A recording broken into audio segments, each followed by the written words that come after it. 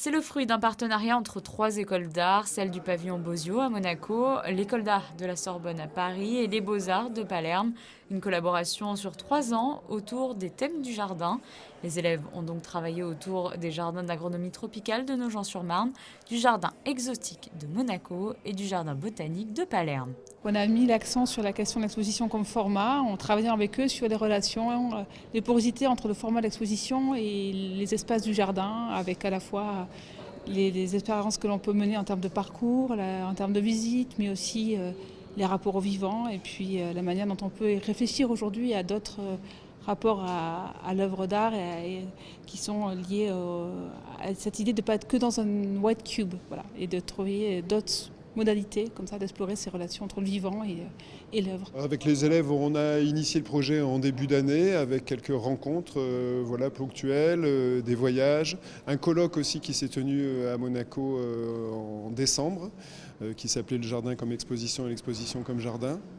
Et puis la dernière étape qui est celle-ci, donc où on a eu accès à la salle en début de semaine et donc en 5 jours, nous avons créé cette exposition avec les étudiants des 3 structures. Chaque équipe porte un peu avec soi la mémoire et son histoire, la mémoire de son site d'appartenance avec la culture des jardins d'appartenance.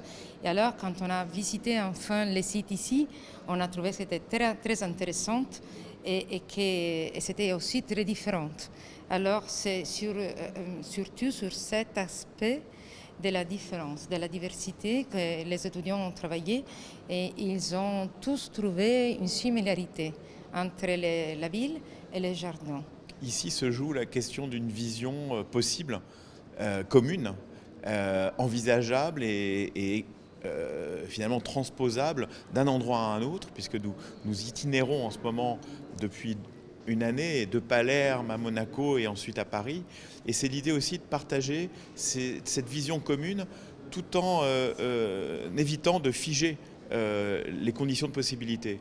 Et donc, à partir de ce moment-là, on est aussi à l'écoute de ce que la jeunesse et ce que la création peut permettre de transmettre au public de Monaco, mais également aussi la façon dont cette étape, qui est très importante pour nous, se construit au regard de ce qui se construit dans la ville aujourd'hui sur la nature, sur la relation à la nature. Parce qu'aujourd'hui, il s'agit de déconstruire aussi ce que nous, en tant qu'humanité, nous avons au fur et à mesure éludé, c'est-à-dire cette possibilité en nous d'avoir la nature, alors que nous l'avons niée.